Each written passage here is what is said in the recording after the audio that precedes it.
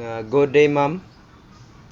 I'm going to recite a poet by Edgar Eges, which titled Don't Quit. When things go wrong, as they sometimes will, when the road you're trudging seems all uphill, when the funds are low and the debts are high, and you want to smile but you have to sigh, when care is pressing you down a bit, risk if you must, but don't quit. Life is a queer, with its twists and turns, as every one of us sometimes learns. And many a fellow turns about when he might have won had he stuck it out. Don't give up. Through the pace seems slow, you may succeed with another blow. Often the goal is nearer than it seems to offend and a faltering man.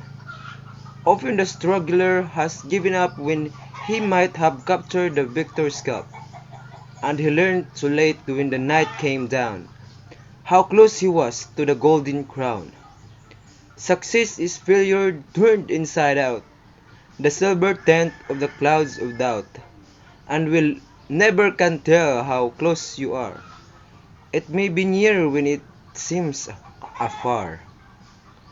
So stick to the fight when your heart is hit. It's when things seems worse, you must not quit. Thank you, everyone.